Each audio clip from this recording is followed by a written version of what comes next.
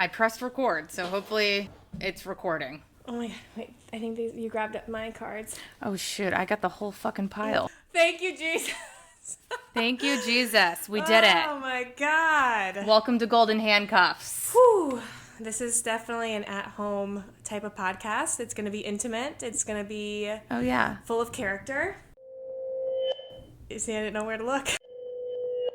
If only y'all could see everything that we had going on. Yeah, and here. we did this all of ourselves. Yeah, it's authentic. Where am I looking? It's authentic. It's got character. I like it. Wait, okay, cheers to our first episode. Also, congrats are in order, though, too. Amber put an offer in on a house. So. Woo! It got accepted. And she did that doing bottle service, baby. Yes, which is one of the reasons that we're going to talk about why we got into this in the first place. Totally, because a lot of people have, maybe some not so nice things to say. You still don't know where to look.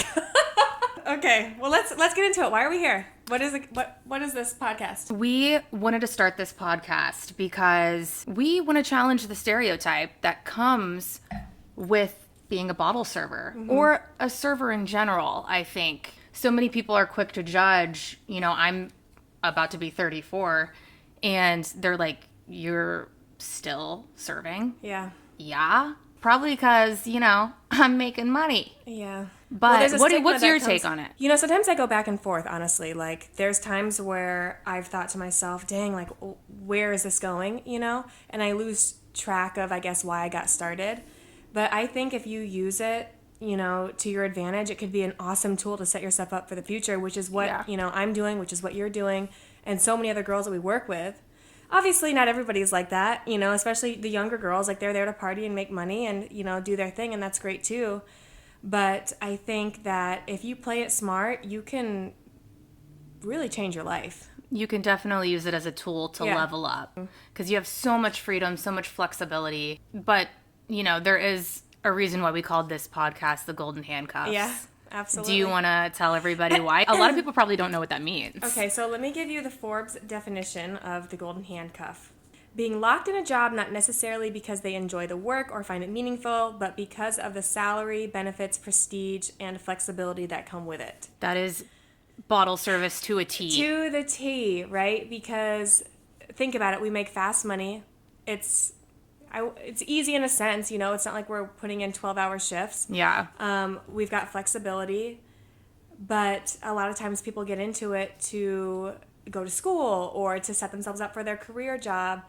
But then the money is so good, it's like, what you were planning on in the future doesn't seem as lucrative as what you're doing in the moment, There's so many people I know that will be in school while they're doing the job or they've already graduated and they just don't ever do anything with their degree. They're comfortable. But why would you? Yeah. Unless you are, I guess aging out or retiring out of bottle service, it's like, why would you stop? What do you think is the age out age? That's a good question. I think when I first moved to California, I first started serving, I was like 30, But I was young. I was, growing up, it's always like, oh, you gotta have your shit figured out by the time you're 30, That was me too. I didn't want to do bottle service past 30, and then the pandemic came. But I think the older I get and the more I think about people's lives, and, everybody's different and whatever makes you happy. And if you're comfortable doing, what you're doing, then don't judge yourself too hard. But at the same time, you have to hold yourself to a certain standard, like physically, because part of the job is the sexuality, the like intrigue of like this like hot woman, you know? Being in a like, scandalous outfit sometimes. Right, like serving you, you know, and like popping bottles in the club. So I think you could be in your 40s, if you're hot. I mean, I've worked with a couple girls, and you know who I'm talking about, who still look phenomenal. Oh, yeah.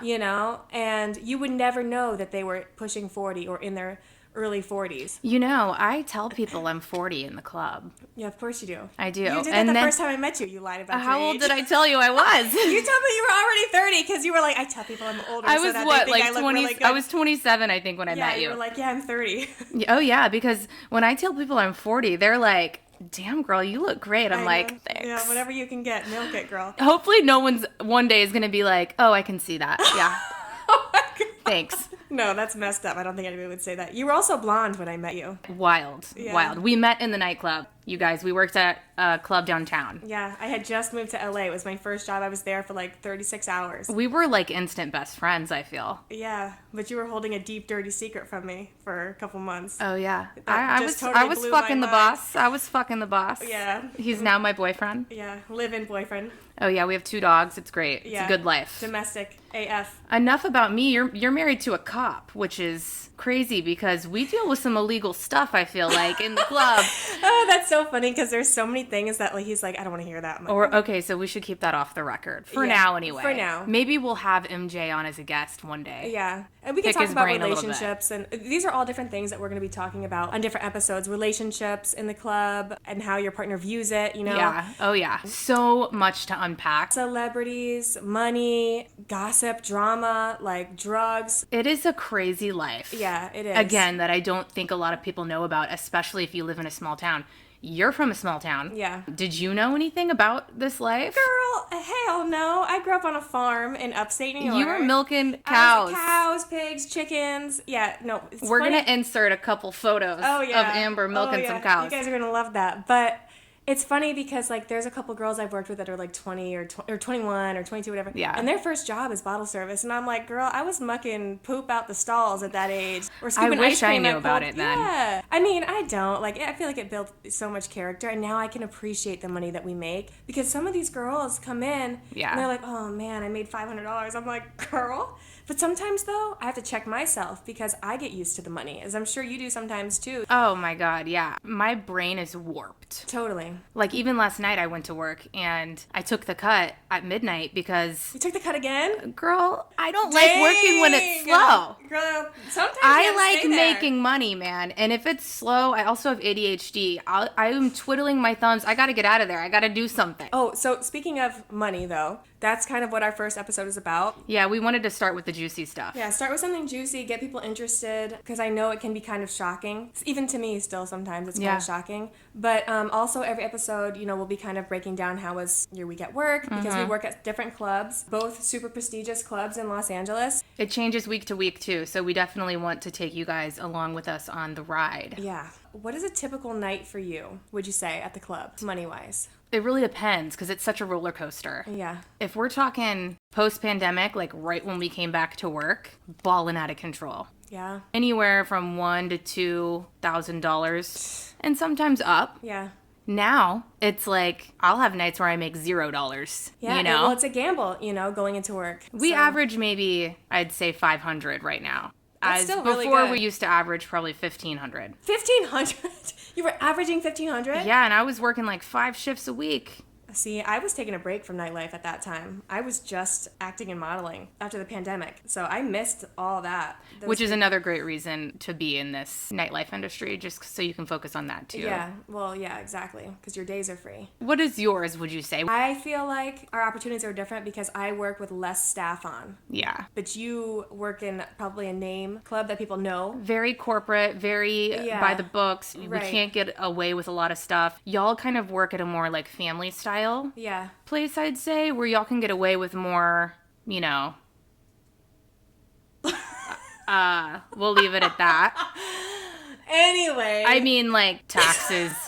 Put it this way, at our job, all of our cash, we have to pay taxes on it. You have to pay taxes on your cash?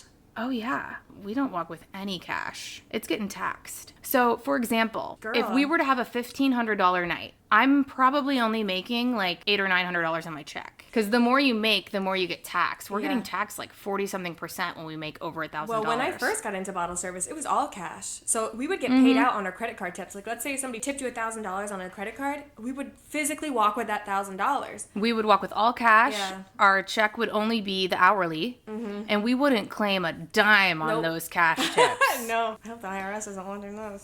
You're making enough money, though, on your check to be able to put an offer in a house, Like, Yeah. they're seeing that you still have a substantial Right. income to be Well, able see, to... and that's the problem. I worked at a place that actually just closed down. I just stopped working there probably in December, and we were walking with cash every night, but we had to claim a certain amount as a group so that we wouldn't get audited because, yeah, some people had to prove that they're making money on the check because, like, let's say you're working at a place and you're trying to set yourself up and you can't prove that you're making any money for a down payment on a Yeah. home, then what are you going to do?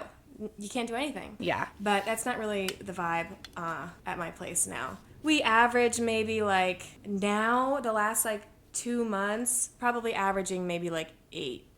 Before that, though, I mean, we had a very slow season. I was averaging maybe $150. Yeah. So it fluctuates. We learned to take the good with the bad. Yes, and save your money. Don't Yeah, go out save buying your all money. these Gucci bags and Prada shoes. And Do as don't know I if say is that and what not people buy, as I is do. Prada shoes? Is that even a thing? Yeah, Prada shoes. Oh, see? I wouldn't even know. Get you 'Cause it's in some. the bank. Get you Girl, some. I'm not spending that. You're Shove it into really, savings. really good with your money.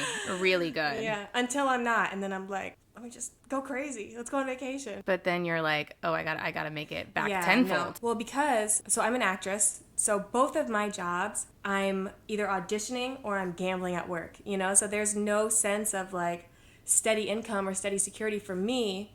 And that's why I want to get into homes, to be able to supplement that when I can. And, you know, my husband's job is the complete opposite. He's in the Army, he's a police officer, you know? So he's very structured. Like health insurance, all of that. Everything, yeah. So back to the money, though. What is the most that somebody's ever tipped you individually? Individually, mine is not that big compared to the girls I work with. I know somebody that's gotten like in the hundreds of thousands. But me personally, 10,000.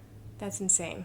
It was on top of the gratuity. He spent around $50,000. The gratuity, so ours is 12% where I work at, and so that was probably what, like $5,000 or $7,000, and then he tipped $10,000 on top. Yeah, that's insane. And he did know about the included gratuity too. Yeah. I didn't Like finessing? You know, sometimes I'd be finessing out here. You got to. Sometimes you have to. Because 12%, I'm sorry, the standard in America, everybody write this down, 20% Yeah. and up. Well, and, you know, the company is taking a certain percentage, too. So sometimes the clients think that that's what's going to the service staff, and it's not. I mean, I know at my place specifically, they take 17%. That is insane. Yeah. Ours takes 15%, which is more than the 12%. They take 17%, and we get 15%, you know? But anyway, besides that, $10,000 is absolutely insane. What is yours individually? Not $10,000. I think the most I've ever gotten was $6,000. That's great. Yeah, but obviously, you know, we split all that. You know, that gets split between the TSAs, the bar, everybody, hosts, the establishment, you know. Which really, I mean, it might seem like a lot to people listening, but you're right. When you divvy that up amongst the whole entire staff, yeah. But I mean, I can remember working at Buffalo Wild Wings and people leaving me pennies at the table on boneless wing night. I think it was like Tuesday cent wing night or something like that. I forget what it was. Pennies? Literal pennies. But I mean, I was in Mississippi, so I took them. You know, I was like, I could use this for something. I cannot. I'm not just gonna leave it there, you know. Maybe now, but like you can't even put those to pay the meter in LA. Yeah, they only take nickels and up. Yeah. Well, it's a different world down there. So wait, why did you get into bottle service in the first place? I had always been like a server growing up, and my sisters worked at Sonic, and they made tips. I worked at a place. I was just the cash register there, so it was just hourly wage. But they kept coming home with a lot of coins, actually. Yeah. Like sacks of coins and dollars and stuff. So they were making their hourly plus tips. And I was like, hold on, what is this life? Yeah. I didn't work at Sonic, but I started out in a restaurant. Where I was a server, and I was there for a really long time, and I did pretty good there in Nashville, Tennessee. Well, service can do well, too. It's just a longer shift. Longer shift. I don't enjoy serving food anymore. I don't think I ever did, actually. But I did enjoy the money. And then it wasn't until I moved to LA that I got into bottle service. And I applied at the place where I met you. It was connected to a restaurant. I don't know if you remember. Yeah, I do. I applied there, and then my now boyfriend, the GM, was like, "Oh, we need a girl at the nightclub." Oh, so you applied at the restaurant? Yeah. Oh, I didn't know And he that. was like, "We need a girl," and then I started there. It was my first bottle service job. What? Yeah. Okay. Okay, so biggest spend for you? The biggest spend, it was Super Bowl night. So obviously we're in LA. The Rams, what was that, 2 years ago? The Rams won the Super Bowl That was in LA. a huge week, yeah. Apart from this last like 2 weeks, that was the most money I'd ever made. Yeah, you killed it this last 2 weeks. What a blessing. Random, too. Completely random, and it's just padding this down payment. So very lucky. But it was $130,000 he came in and spent. Yeah, and he's like kind of like one of those one-off buyers that comes into town maybe once a year or whatever. And I had worked at different nightclubs and missed those nights. I had never worked one of those Isn't nights. that the worst? Gut-wrenching. Yeah, I know, and I'm just like, what are the chances? I have pretty bad luck when it comes to that anyway, but I do too, to be honest. your luck is turning into mine. I have noticed that. But Cool. But yeah, he came in and spent $130,000, and it was like a pretty slow night. We were expecting a huge thing because of the Super Bowl. It didn't turn out that way, and then 130 hit, and he came in and dropped all this money, and I was like, thank you. That is insane. And he bought each of the servers, I think it was like 14 girls working that night. He bought each of us our own bottle of Cristal. Amazing. Yeah, and we just like went over there and we're sipping our Cristal out of a So straw. you popped it there? I would have kept it. Yeah, I wanted to keep it, but like all the other girls, girl, you gotta be careful with that wine. Like, Oh, no. girl, that's why I'm in a sippy cup, baby. Yeah. That's another story. Christine splattered red wine all Everywhere. over, This all white over couch, I don't know if you can tell, but I'm staying in Yeah, so one now- little compartmentalized So area. now Christine drinks out of a sippy cup at my house. Yeah. But Cheers. I'm also a little neurotic, but cheers. Yeah. So yeah, he bought everybody a bottle of champagne, and then he over-tipped like an extra, I think it was like 20,000 or 30,000. Oh my whatever the God, I 20% love was. that. Do you remember what you could've made on cried. your check? So that was the cash place that I used to work out. And I think we walked with like $2,000 cash, which honestly I was expecting more. You know, I'm not really sure how that all divvied up. I don't know if there were a couple extra hands in the pot or whatever. Okay, shady. It was a little shady, but like, honestly, You're grateful. I'm grateful because like I wouldn't have made that money anyway. You know, I was just in my mind, if I did the math correctly, it was a little off. I would have been like, okay, where's the rest? Yeah, but like that was at that time, that was the most money I had made ever. Yeah. You know, so I was like, I'm not going to say anything. I'm just like going to question it when I close my eyes at night and think back to like. You gotta kind of pick your battles Yeah. in this world. Yeah. But yeah, that was the most I had ever seen. But you guys have a big spender that comes like once a year. You know what I'm talking about? Yeah, he's only came in twice since I've worked with the company I'm at now. Really? And I've worked with this company, like 5 years? Each time he was in town. He comes a couple times. Yeah, he comes a couple times. I did not get him this time. Oh, he came in and you missed the night? Yeah, however, he didn't spend as much as he did pre-pandemic. Yeah. It's giving broke. I'm just kidding. I'm just kidding. Totally kidding. This man has money. I don't know what he does, but he's loaded, and He's from a different country, right? he's like Middle Eastern, I think, or something. Yeah. He spent, I think, around $250,000. I think he tipped.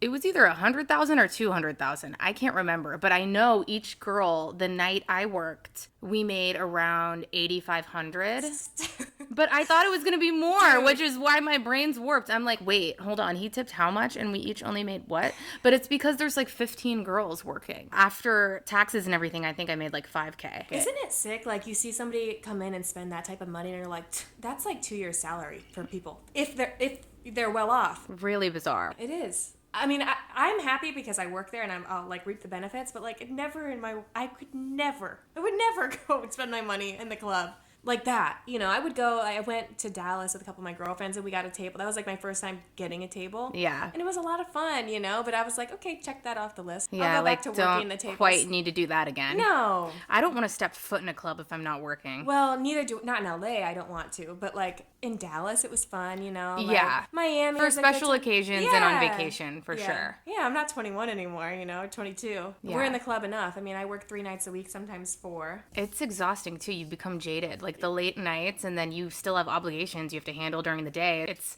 not like we can sleep in till noon every single day. Right. We have stuff we got to do and handle. Yeah, that's what concealer's for. Okay.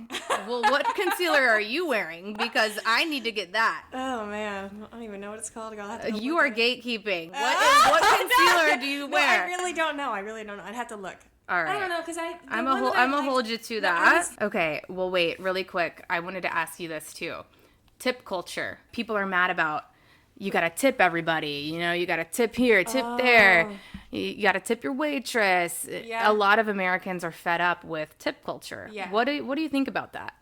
I think that for a service job, I think it's pretty well understood that servers don't make an hourly wage. Like, it is different out here. Like, we get minimum wage out here, which I think is like, I don't even know what it is, to be honest. 'Cause I don't even look at it anymore. I think What is it's it? like 15. Oh, is it 15? But like we live in LA. My rent right now is like $4,800. It was Yeah. $5,800. It's just... Had to downsize. Keeping it real.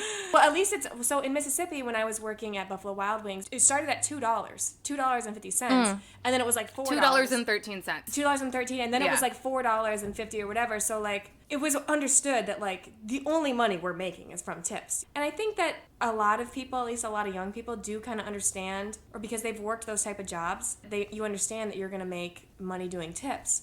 But I get it. Like, I don't want to tip my, barista who just punched in a couple stuff at, like, couple buttons at the cash register, like, the tip. I think it has become overwhelming when it's everywhere, put in people's face. People are like, dude, this is getting out of control. Right, like, because I feel like that too. Like, I mean, even at, like, gas stations, they'll flip the little screen around and it's like, did you pump my gas, sir? No. Yeah, I feel like if you're providing a service for somebody. Valet. Yeah.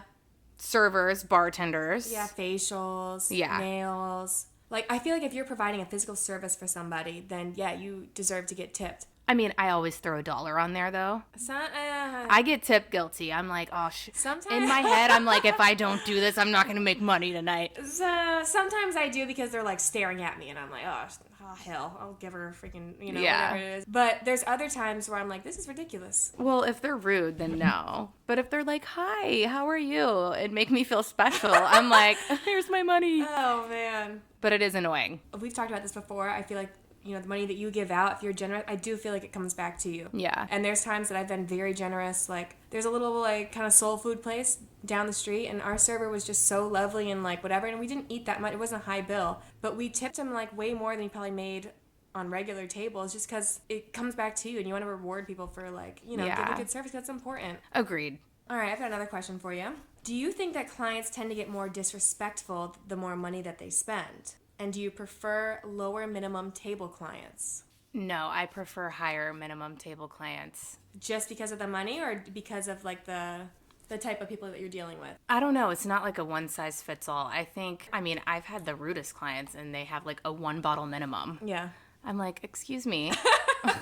Sit your little ass down. No, I mean, I've had sweethearts that spend a lot of money, too. I think maybe it's more when people get super intoxicated. Some start, people like, talking into can your become hair. aggressive. And, like, have you ever had someone, like, talk in your ear and it's so loud it, like, literally blows your eardrum out? Yeah. Have I ever done that to you in the club? No, because we had that conversation where I was like, don't talk to me. Yeah, Amber hates when people talk to her in the club. Yeah. Only because, to be fair, I can't hear very well, especially when you've got your earplugs in and the radio, and then, like, I'll lose my voice quick. Don't, like, well, we could chit-chat later, girl, like, I know I'm to see you, Yeah, But, like, true. don't tell me about your day when the music is blasting. But what about you? I mean, do you think that Clients tend to get more disrespectful? Yeah. Or they expect you to, like, go from bottle server turned stripper? Like, I mean, I feel like people expect that, and that's what they think about bottle girls sometimes, is they think we're, like, more scandalous than... Like, we're hosed? Yeah, I'm like, where they do that at? They do that. They do that. They do that. Not where we work, Yeah. though. Well, Actually not me.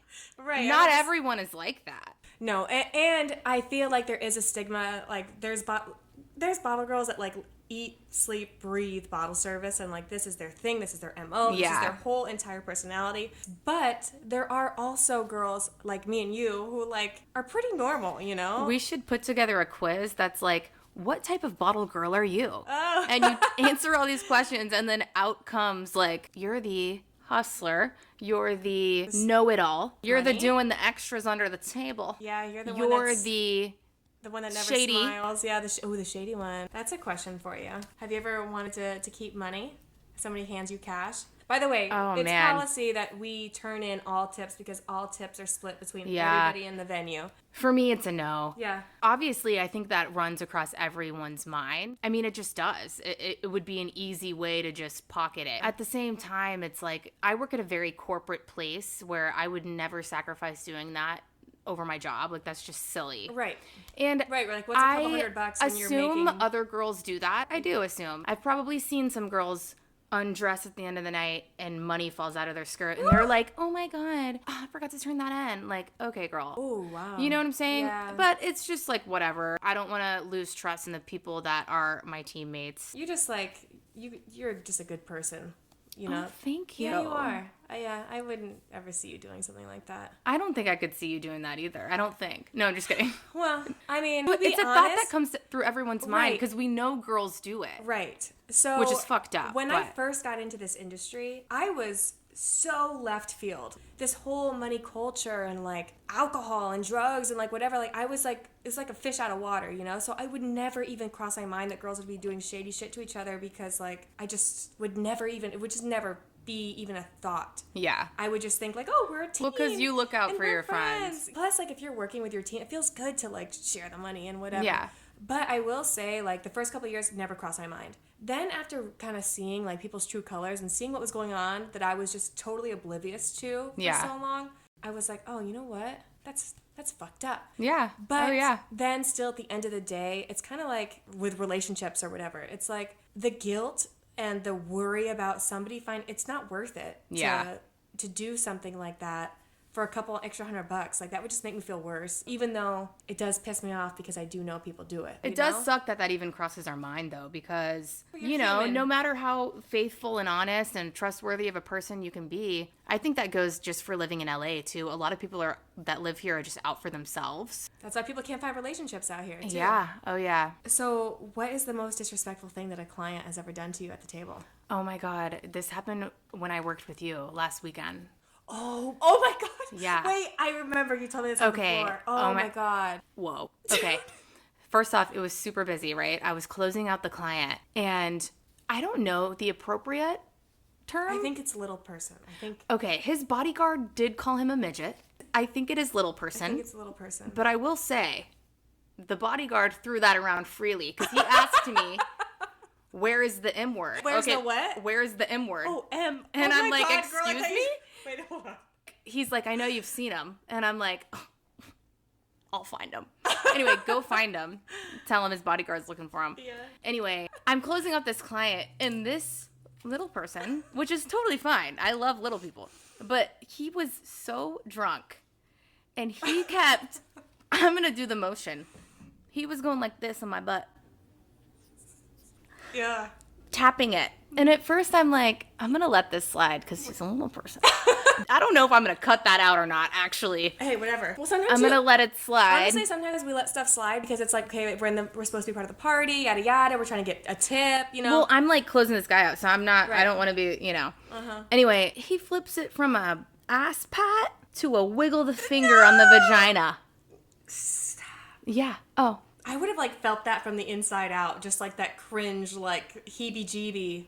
Like, don't touch me, bro. Don't fucking touch me. I definitely grabbed his hand and was like, hey, don't fucking do that. But Yeah. I didn't cause a scene or anything. I just ran and told you about it. Yeah, that is awful. It was partially my fault because You let it slide at first. I let it, he like hit my butt a couple times and I was like laughing it off like, okay, like I'm trying to get a tip here. And then it just like turned into like something more than playful. Right. Well, it's a fine line, right? Because it's like you have to be in a good mood. You always have to have a face on and whatever, and you're like entertaining. But then it's like, what draws the line? And that's tough because you don't want to fuck it up for everybody else either. You don't want to fuck up somebody else's money. I know. It does not happen often where Yeah. it's like that intimate of an ordeal. Yeah. Well, I will say that since I got married, I feel like I haven't had as many people like grabbing me, you know? People get slick or whatever and like they say stupid stuff like, "Oh, I'm married too." And I'm like, "Okay, that's gross. You shouldn't be talking to me." Many married men are in the club. Oh, yeah. Get your man, girls. And these celebrities that are out here, like they're Wildin'. wildin'.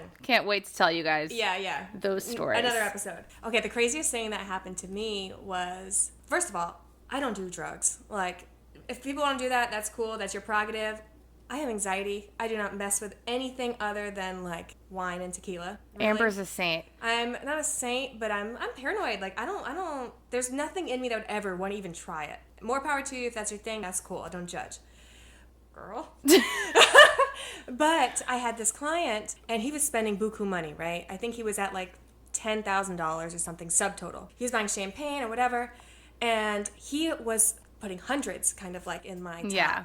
And first of all, that's already a little bit like too much, you know, but he put hundreds in there, and then I had another girl coming out with another show. So I'm popping bottles, whatever, at the table, and I'm looking over because I see the fire coming this way. She's coming with the bottles. So I'm not paying attention, and I kind of see, like, out of the corner of my eye, this guy's, like, handling like this, you know? And I'm thinking, oh, he's about to give me some more hundreds. No. This man poured a white powder on my chest and snorted it up.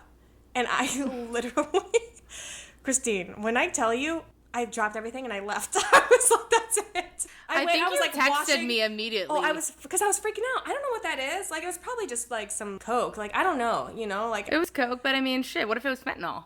Dude, that's what I'm saying. Like, that is wild. Like, we're your server at the end of the day. We're not your companion partying with you. Absolutely not. Absolutely not. Like, respect the staff. But again, I didn't cause a scene because I was like, I'm not going to mess this up for the other servers, you know, and ruin our money on a $10,000 table. But I just like dropped what I was doing and I went and I was like scrubbing my chest, you know, over the sink, and I went upstairs. Knowing you got a rash. When Amber breaks out, when something goes on internally, it shows externally. Oh, 100%. I was livid. I was done for the night. I sat upstairs. I didn't do anything for the next 2 hours. Who closed the table out? That's it. I don't even know who closed it out. Don't even remember. You were just like, I was like, that's out. it. I was like, I'm collecting whatever money is owed to us tonight. I'm on a full cut, but I'm done. And I've seen it happen to other girls at the club who are like party girls, and that's great. Like, but those are the girls that need to be with those clients, and we need to be scheduled on the floor accordingly, because like that's not my deal. Yeah, I want you to have a good time, and like I want to make money off of you, and I'm great at upselling, but like I'm not the party one.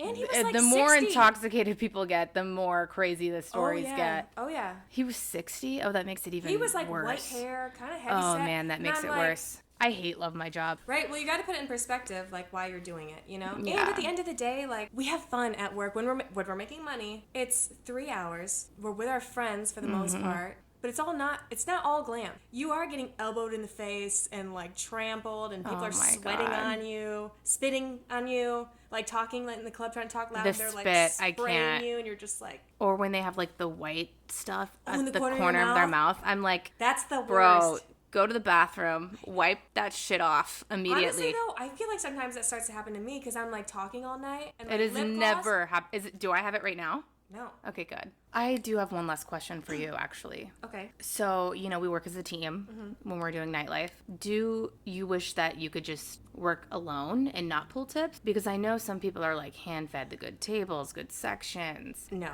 I feel like everything should be split. For example, the place that I work at, I make the sections, right? So some girls are going to get promoters, and some girls have to take care of the owners and make sure that they're happy so that the other girls can hustle the buyers and make sure they're having a good experience. So I feel like everyone should be making the same amount of money because everyone is playing a very crucial role in the money that we're making that night. Because if the owners are pissed off, they're going to schedule more girls. Yeah. And then the tip pool goes down. It is unique. Everyone does play a different part. Yeah. So, no. And there's a place I work at now where the lead server over there decided that we were going to keep our own tips. And I was very much like, I don't think that's... It's not good for morale either because like we're helping each other all night long. You know, like, can you run this bottle? Can you go make shots over there? Yeah. Can you do this show? And that's the whole point of hustling together in the club is like you guys are a unit. That's why it's important to have people on the team that all work hard. Yeah. And all equally do their role. Like my role is probably like killing people with kindness. So if there's a problem at the table, right. I'm there smoothing shit over. That's like the kind of server I am. Yeah. Whereas, like you were talking about earlier, you wish that you could fit the puzzle to where each person would fit that buyer. Yeah. Or somebody needs to strong arm somebody, or somebody, you know, needs to deal with declining cards and they have more patience. Or somebody is good at like dealing with a bullshitter and being like, look, like, where's the money? So I think that everybody has a crucial role. Plus, I work at such a small place that like the girls that I work with, we all get it at this point. And it's just like a cohesive like That's dance. Great. Yeah. It's great. I love the dynamic that we have at the place that I'm at now, but I can understand it's a lot different when you've got 12, 14 girls on and you're like, hey, I'm pulling 20, 30K over here and you're working $600, $700. Yeah, I think the venue I work at, it does all work out only because we're not the ones making the floor plan. So you just never know who's going to get that big buyer. It doesn't even have to do with the girl sometimes. It's like you never know who's going to be placed in your section. Also, I used to work where Christine used to work, and it didn't used to be like that. Okay? It did not used to be like that. You're right. It was miserable. The dynamic was awful, but I'm so happy that that's changed. You know, it is different post-pandemic. Yeah. Yeah, that's great. Yeah, I really like everybody that I work with. The important thing is that it's different now. Yeah, totally. I think that kind of covers our first episode Money Talk. Show me the money, baby. Yeah, show me the money, honey. If you do have any questions, though, make sure to ask us on our socials at Golden Handcuffs Pod. We'll probably be more responsive, I think, on Instagram DM. So at Golden Handcuffs Pod, GOL. I'm just kidding. Hope Hopefully you guys think they got know how it. to spell Yeah, I that. think they got it. We follow back. Right now we have 0 followers. And most of these questions from tonight came from my mother. Shout out to Janine. Yeah. We are going to be releasing episodes every Wednesday morning. So for West Coast people, it'll be 2 a.m., right? Girl, it's on your cue card, hell. This is why I wrote the cue cards. For West Coast people, it'll be 5 a.m. And for East Coast, it'll be 8 a.m. All right? Love it. So if you're having a late night out here in Hollywood, you can catch us on the your way drive home. home. Tell your Uber to play it. If you are on the East Coast, clocking in for the job, turn us on your way to work. That was beautiful. This will all be on socials again. And we'll also make sure we inform you guys about what guests we're having on, because we do plan on having guests almost every single week.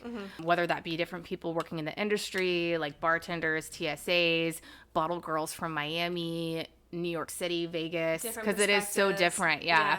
We definitely plan on having that, as well as celebrities, too, that are going to be coming in. Yep. A lot of girls doing reality TV, and even actresses, too, started off doing bottle service, and they were hustling until they booked that one gig, which is, Amber, what you're trying to do now. So, Right, which is what I will do. yeah, Will do. which is what you will and are doing. Yes. Love that. Yeah. I'm excited to get into this with you and like really kind of dive into what we do, because it's so much more than people just write it off to be. All right, y'all. Well, it's been fun. Thanks for hanging out with us on my couch. Stay tuned for next week. And we'll see you next week. All right. Hopefully everything was recording. Oh my God.